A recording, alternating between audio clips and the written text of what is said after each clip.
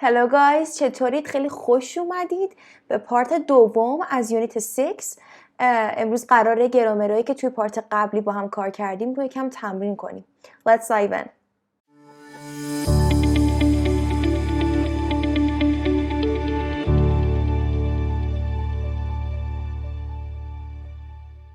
خب دوستان، یونیت 6 هستیم.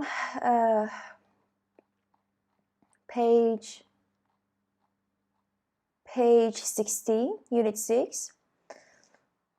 So in the starter part, it says, what do you know about your grandparents and your great-grandparents? So grandparents, your parents are your father and your mother, and your grandparents are actually one generation before that. So my grandfather and my grandmother, they are my grandparents. What about great-grandparents? این great اینجا چی کار میکنه؟ ببینید به ازای هر greatی که قبلش اضافه میشه یه نسل میره عقب. میخوام بگم پدر بزرگ مادر بزرگم، میگم grandparents. میخوام بگم مثلا پدر پدر بزرگم میشه چی؟ great grandfather. مادر بزرگم great grandmother. پس با هر دونه great که اضافه میکنم یه نسل میره عقب‌تر. حالا اینجا چی گفته؟ گفته what do you know؟ چی میدونی؟ What do you know about your grandparents and great grandparents? When and where were they born? What were their jobs? And were they rich or poor? حالا من جواب تخیلی میدم دیگه. جواب الکی میدم. Okay, so when and where were they born? جمله شما باید با چی شروع بشه؟ مثلا my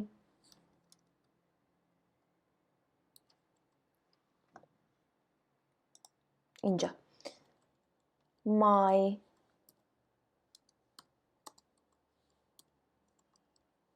grandfather was born in مثلا اگر میخواین تاریخ تولدش رو بگید از روز استفاده میخواین بکنید، از آن استفاده میکنید. اگر نه میخواید فقط مکانش رو بگید، از حرف اضافه چی؟ این استفاده میکنید. مثال میزنم. باز اینو برم اینورتر که شما ببینید. یعنی چی؟ یعنی میخوام بگم با بزرگ من مثلا در 25 اپریل سال 1900 مثلا 20 به دنیا آمده. درسته؟ یعنی میخوام تاریخ بگم دیگه. My grandfather was born، به دنیا اومد. این گرامرش بچه بعداً میخونید. فعلا با حالت الگویی بهش نگاه بکنید. بعداً بهتون میگم داستان was born چیه. My grandfather was born on April 25th. بذار بنویسم اینم براتون. On April 25th 1920.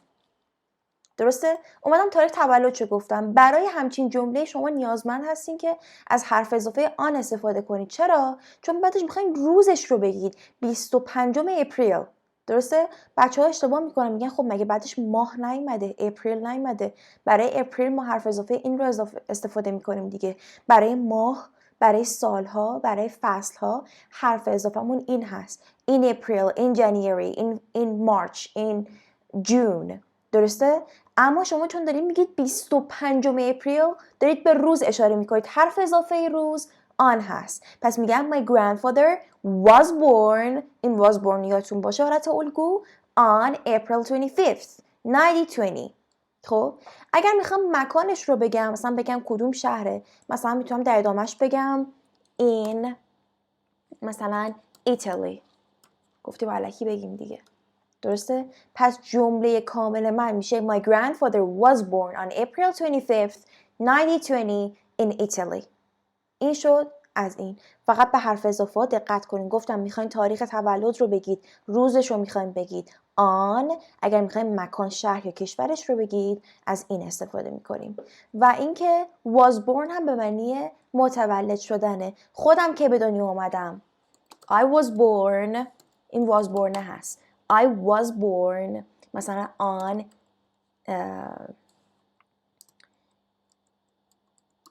January 11th. این شد تاریخ تولد خودم. درسته؟ مثلا من خواهرام دوقلوان، خب همسن همن، 2 نفرم دیگه، من نیستم. بنابراین دیگه اونجا باید بگم they were born. درس to be ها رو که خاطرتون هست گفتیم برای I و she, he و it از was استفاده میکنیم، اون قانون رو رعایت بکنید. برای we, you, they از were استفاده میکنیم، اون bornش دیگه یکسان میمونه بچه ها. خب was born and were born شما گرامرشون نمیدونید، تنها چیزی که تا الان میدونید اینی که was رو بعد برای چه فاعل استفاده بکنیم، were رو برای چه فاعل استفاده میکنیم. نکته بعدی که گفتم این بودش که حرف اضافه برای تاریخ، برای روز آن هست و برای مکان، شهر یا کشور از این استفاده میکنیم. بعدی what were their jobs، شغلاشون چی بودن؟ میخوام بگم اونها مثلا میخوام کشاورز بودن. they were آنها بودند farmers به همین سادگی. they were farmers. were they rich or poor، آیا پولدار بودن یا poor، بدبخت بیچاره بودن. were they rich or poor، they were poor. درسته؟ مدل انسله هاشون هم اینجا بهتون داده. گفته I think my great grandfather was a soldier. He was born about 1930. میگه هولوش 1930 به دنیا آمده بود. این چرا از اون حرف اضافه هایی که ما گفتیم استفاده نکرده؟ به خاطر که اومده از about استفاده کرده. گفته دور و بر هولوش 1930 به دنیا آمده. درست شد؟ حواستون به این چیزا باشه. نکته پیش میاد میگه آقا من نمیخوام روزش رو بگم، ماهش رو بگم، خب فقط میدونم توی چه سالی به دنیا آمده. مثلا 1930 1920 به دنیا آمده. میگم خب پس بعد بگی he was born in 1920. پس نکته هامو اینجا می نویسم براتون. میگم حرف اضافه این برای چی استفاده میشه؟ برای سال، برای ماه، برای سیزن یا همون فصل، برای عرض کنم خدمتتون برای سیتی یا کانتری و همین. این برای حرف اضافه های اینا هست. یعنی قبل از اینکه اینا رو شما منشن میکنید بعد این حرف اضافه رو بذارید در فلان سال، در فلان ماه. منطقیه دیگه، درسته؟ و میخوایم وقتی در مورد روز صحبت بکنیم از آن استفاده میکنیم. این نکاتی بود که من بهتون گفتم و مدل انسرمون هم که چی بود؟ My grandfather was born فلان time. خب این از این. بریم سراغ اصل داستان. The story of Madame Tussaud. احتمالاً این بنده خدا رو you know this person. She is super famous. Look at the photos and read the title. Do you know anything about Madame Tussaud? I know something about her museums. I know she has there are some museums around the world in her name. یعنی به نام این بنده خدا یه سری میوزیم هایی هست، یه سری موزه هایی هست around the world. Okay? Madame Tussaud. Read and listen to text A, complete it with the verbs you hear, and then answer the questions. So there are several texts in here. The first one is A, and then the museum today. Then B, who was Madame Tussaud? We want to know about her biography. And then C, the move to England. So we want to know about her immigration. And here on the next page, we have actually the rest of the text. So let's just start with part A. And I'm gonna play the audio for you. And as you see, there are some gaps in here. یه سری جا خالی ها اینجا هستن. این جاخالی‌ها جای یک فعل‌هایی هستن که ما باید گوش بکنیم و این فعل‌ها رو جایگزینی بکنیم. پس میذارم با هم دیگه انجامش بدیم ببینیم که چه اتفاق میفته. 6.1 A. The museum today. Madame Tussauds Waxworks Museum is one of London's most popular tourist attractions. You often see long queues of people waiting to visit their favourite lifelike stars, from Star Wars characters and the US President to Prince William and Kate. It is amazing that in our technologically advanced world, people still want to touch and stand next to models made of wax. It takes 4 months to make a model and costs about £150,000. There are Madame Tussauds museums all over the world, from Hollywood to Beijing. So where and when was the museum born? And who was Madame Tussaud? خب جوابهای نهایی شما باید این باشه بچه‌ها. اوکی؟ بریم با هم مرور کنیم ببینیم چی گفته. Madame Tussauds Waxworks Museums is one of the London's most popular tourist attractions. گفته که مادام توزاد Waxwork Museum Waxwork بچه‌ها مثلا خانوما کلمه wax رو احتمالاً خیلی شنیدید. wax به معنی موم هست. تو آرایشگاه میرین یه ندر. Waxwork یعنی اون مجسمه هایی که با موم درست شده و یک میوزیم درست کرده. حالا چیه؟ این میوزیم هایی که از موم درست شده، این کارهای دستی که از موم درست شده is one of London's most popular tourist attractions. یکی از معروف ترین، محبوب ترین popular tourist attraction جاذبه های توریستی. tourist attractions. You often see long queues of people waiting to visit their favorite lifelike stars. گفته که میتونید معمولاً you often see معمولاً میبینید long queues. Queue means line. Queue به معنی چیه؟ با یه رنگ دیگه بنویسم. Queue یعنی چی؟ Queues it means lines به معنی صف. queue line میگه شما معمولاً چی میتونید ببینید؟ صف‌های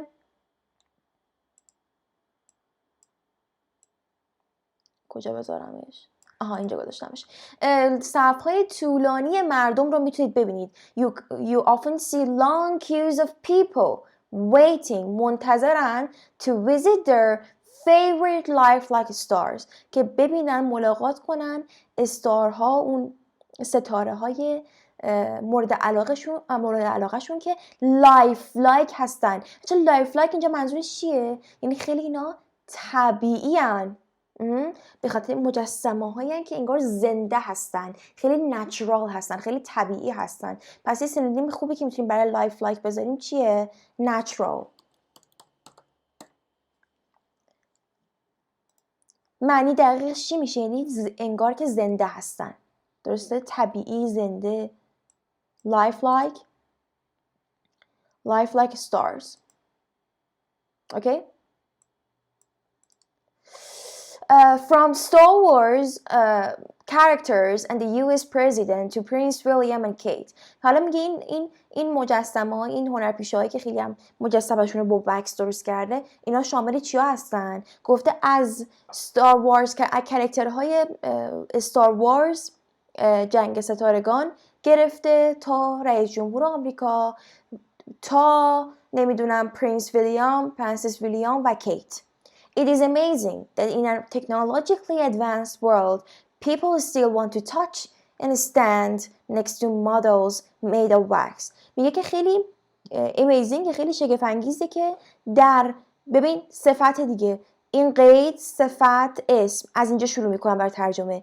در دنیای پیشرفته از لحاظ تکنولوژی میشه technologically قید دیگه الوای گرفتیم اینو که خوندیم با هم. In our technologically advanced صفت پیشرفته world people still مردم هنوز میخوان که دست بزنن، لمس بکنن و بایستن کنار مدل هایی که ساخته شدن از موم. It takes 4 months to make a model. چقدر طول میکشه 4 ماه طول میکشه که بخوایم یه مدل رو بسازیم. And costs about 150,000 pounds. 150,000 پوند در واقع هزینهش میشه، هزینه داره. پس 4 ماه طول میکشه که هر مدل رو بسازن و هزینه هر کدومش 150,000 پوند میشه. There are Madame Tussauds museums all over the world from Hollywood to Beijing. باشه یک الگویی اینجا شما ندیدید؟ میبینید میخواد بگه از اینجا گرفته تا فلان چیز، از رئیس جمهور آمریکا گرفته تا کرکترهای استار وارز. الان اینجا اومده گفته که میوزیم ها، موزه های مدام توساد همه جای دنیا هستن، از هالیوود گرفته تا بیجینگ. اینجوری اینو میگن. So where and when was the museum born؟ میگه کجا و در چه زمانی این میوزیم ها متولد شدن. And who was Madame Tussauds؟ اوکی، فعل هایی هم که داشتیم تو جا خالی ها. see, want, stand, takes, costs. حال ساده که با هم توی یونیت 2 درس یونیت 2 پارت اول داشتیم. بریم سراغ سوال های اینجا. گفته why is it surprising that the museum is still very popular؟ گفته که چرا خیلی سورپرایز کننده است که هنوز این میوزیم ها خیلی محبوب هستن. اینجا گفته بود چون با در نظر گرفتن دنیای پیشرفته از لحاظ تکنولوژی این خیلی عجیبه که مردم هنوز اینا رو دوست دارن. Because we live، بذار جوابشو بنویسم.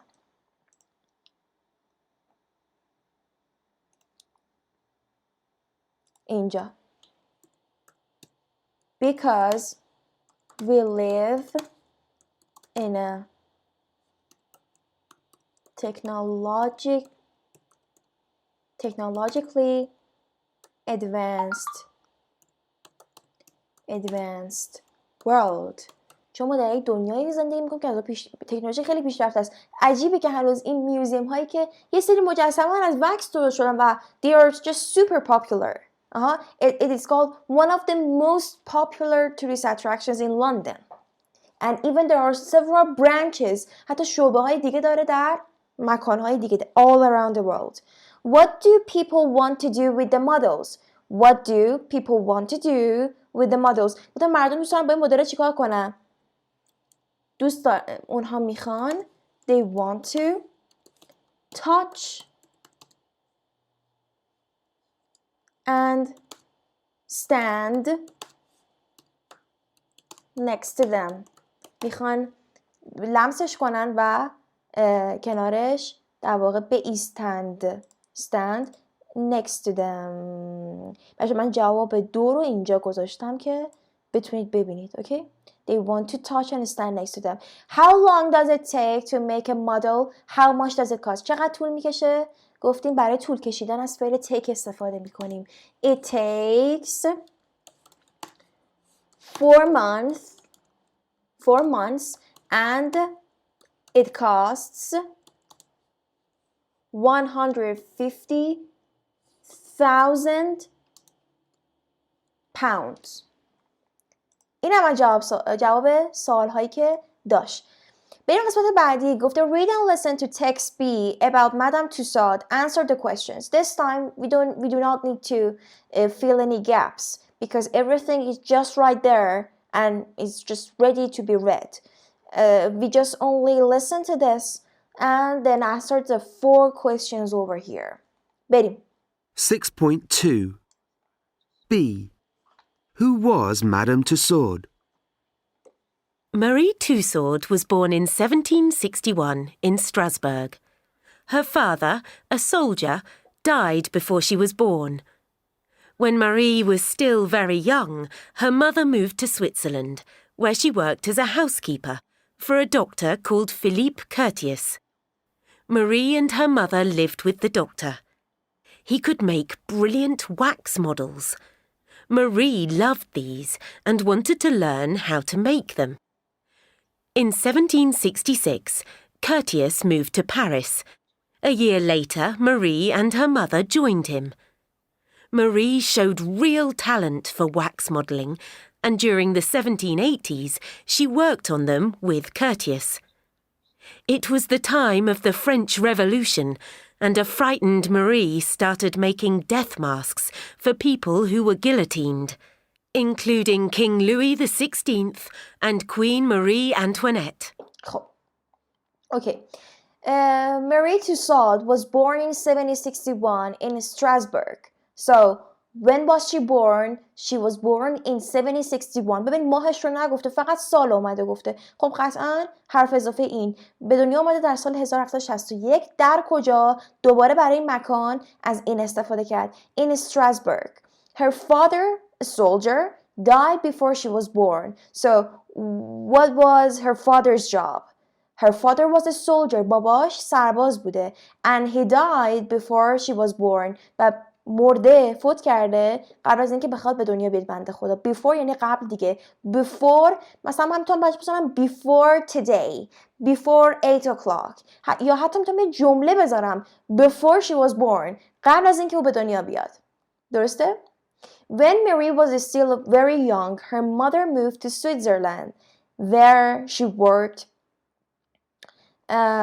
as a housekeeper for a doctor called Philip Curtius. خب میگه که when Mary was still very young، وقتی که مری خیلی هنوز جوان بود، مامانش چیکار میکنه؟ میره به سوئیتزرلند، move میکنه به سوئیتزرلند.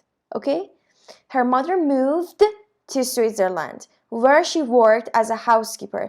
جایی که اون کار کرد به عنوان یک چی؟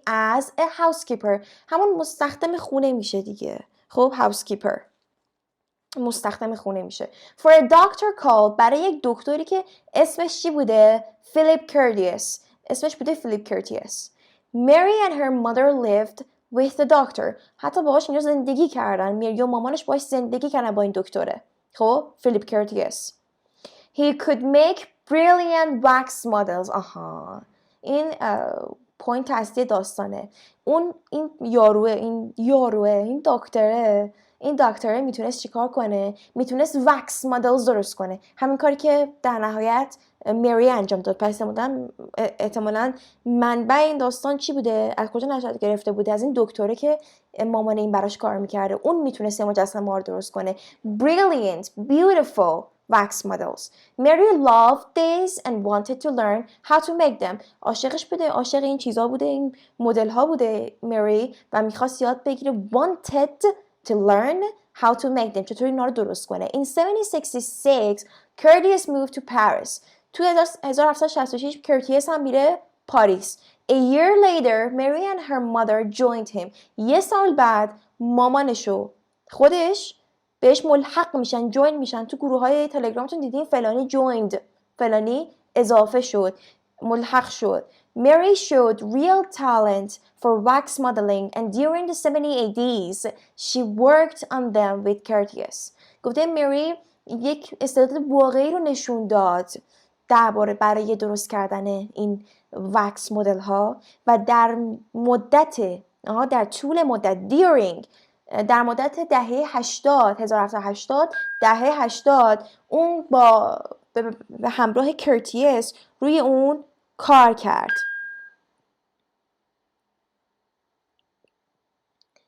به همراه کرتیس روشون کار کرد، روی این وکس مدلینگ کار کرد. Worked on something، روی چیزی کار کردن. میتونید روی یک پروژه کار کنین. I'm working on a project. I'm working on a book. روی کتاب دارم کار میکنم. It was the time of the French Revolution. بله. زمانش چی بوده؟ زمان انقلاب فرانسه بوده. And a frightened Mary started making death masks for people who were guillotined, including King Louis and Mary. حالا هر چیزی. اینا اسمش چیز نیست، انگلیسی نیست. فرنچه دیگه، فرانسویه. گفته که چی؟ And a frightened Mary. Frightened یعنی چی؟ I'm frightened. I'm scared. Frightened means scared. ترسیده بوده. Frightened Mary. مری که ترسیده بوده شروع میکنه برای ساختن death masks. یعنی در واقع تحت لفظی میشه نقاب های مرگ. درسته؟ برای مردمی که گلتن یعنی چی؟ یعنی با گیوتین میزدن سرشونه دیگه. درسته؟ پس شروع کرد و مجسمه اینا رو ساخت. صورت های اینا رو کسایی که در انقلاب فرانسه گیوتین زده میشدن رو شروع کرد ساخت که اینها هم آدمای معروفی هستن که این بنده خدا ساخته. حالا بریم سوالا. گفته که where and when was she born. خب گفتیم she was born in 1761 in Strasbourg. Who was Philip Curtius? What could he do? Philip Curtius was a doctor that her mother worked for her and he could make brilliant wax models. توی متن نوشته he was a doctor and he could make brilliant wax models. اینجا هست اگه ببینید موس منو. بعد were Mary and her mother in Paris in 1766. میگه آیا مری مامانش در 1766 در پاریس بودن؟ No, they moved to Paris a year later. یعنی یه سال بعد رفتن پاریس. 1766 کرتیس رفت پاریس. In 1767 Mary and her mother joined him. Why was Mary frightened? Because it was French Revolution. People were guillotined. یعنی انقلاب فرانسه بوده. مردم داشتن با گیوتین سرشون زده می شده. معلومه که ترسیده بودن. اینم از سوالهای پارت B. بریم سراغ پارت C بچه ها. The move to England. دوباره یک متنی داریم که باید گوشش بکنیم. 6.4. بریم گوش کنیم و جا خالیاشو پر کنیم بچه ها. Philippe Curtius died in 1794 and Marie inherited his waxworks. 1 year later, she married Francois Tussaud and 2 sons were born. But the marriage was not successful. In 1802, Marie moved to England with the waxworks and her son Joseph. Francois stayed in France with the other son. Marie couldn't speak a word of English, but she worked hard and she started touring the country with her models. She visited over 70 towns in 33 years. The English were fascinated by the wax masks of dead French aristocrats. In 1835, she opened her first museum in Baker Street, London, and she worked there until 1842. She died in London on the 16th of April, 1850. She was 88. In 1884, her grandsons moved the museum to the Marylebone Road, where it still is today. خب اینم از اینجا بچه ها. خب جوابهای آخر شما این باید باشه. Philip Curtius died in 1794. توی سال 1794 اون دکتر بدبخت هم مرد. And Mary inherited his wax works. و مری به ارث برد اون wax models هاش رو، اون کارهایی که با wax انجام داد، اون مدل هاش رو به ارث برد. Inherit یعنی به ارث بردن. یه ایدی هم گرفته شده گذشته. Inherited.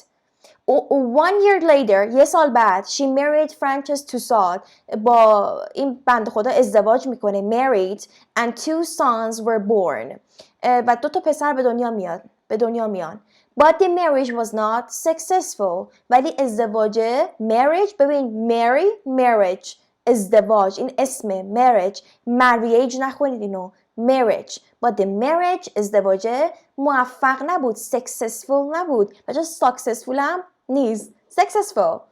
In 1802 Mary moved to England with waxworks and her son Joseph. میگه که در سال 1802 مری رفتش به انگلند و با وکس مدل هاش و با پسرش جوزف. Francis stayed in France with the other son.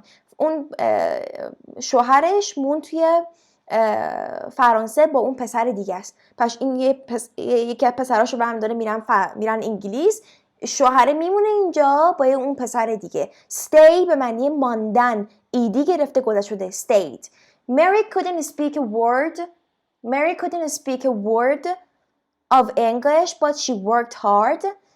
اصلا انگلیسی نمیتونست بفهمه ولی خیلی تلاش کرد و شروع کرد به چی؟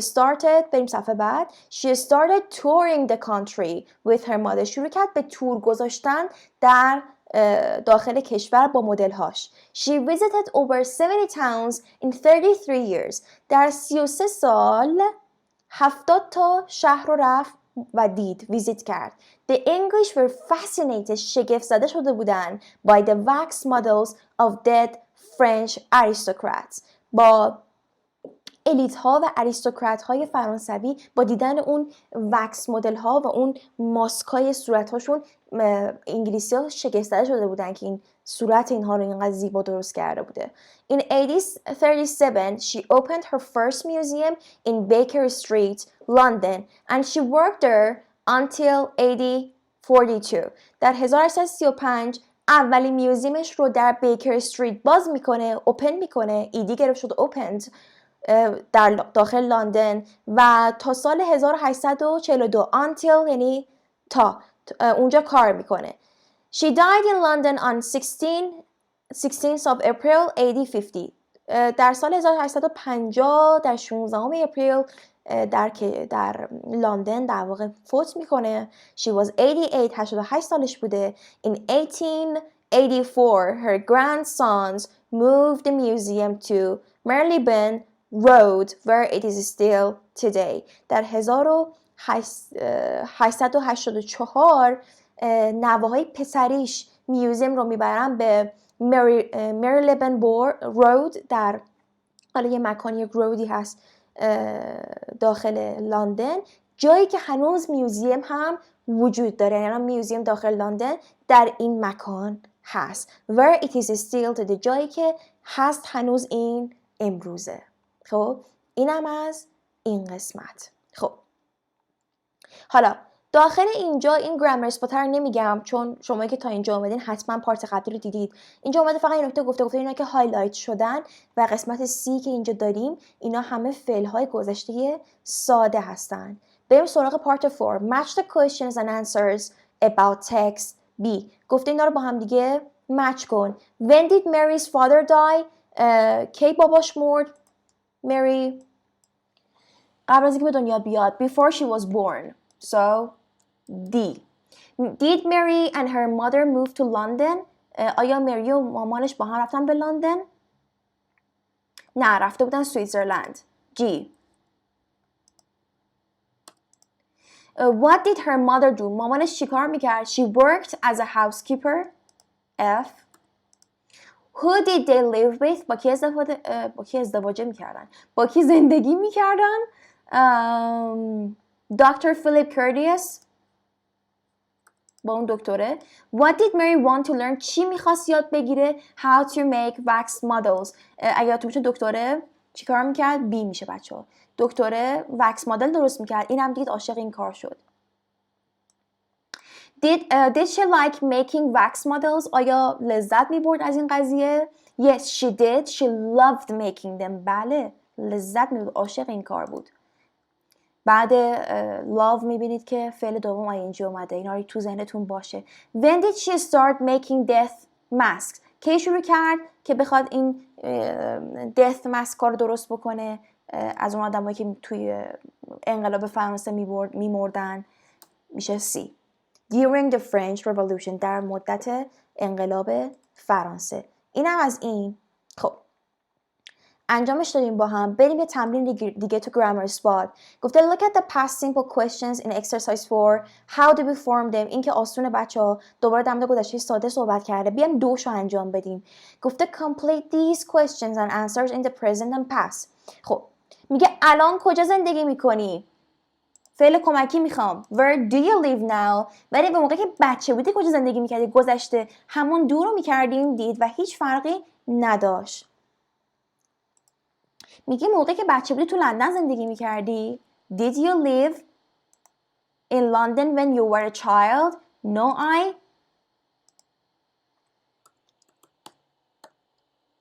I didn't. نه، این کارو نمی کردم. اینم از این قسمت دیگه. فقط گفتم امروز قرار تمرین بکنیم.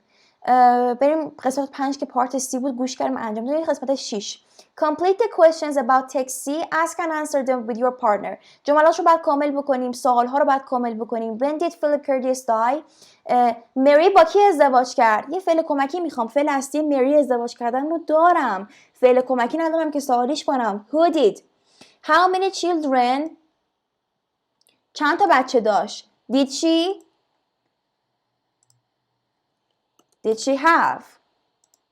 کی رفت انگلیس؟ When did she move to England? آیا انگلیسی میدونست؟ آیا انگلیسی صحبت میکرد اصلا؟ Did she speak any English? آیا انگلیسی ها از death mask هایی که درست میکرد لذت میبردن؟ البته این باید با اذیت هم داره میکنه بچه ها.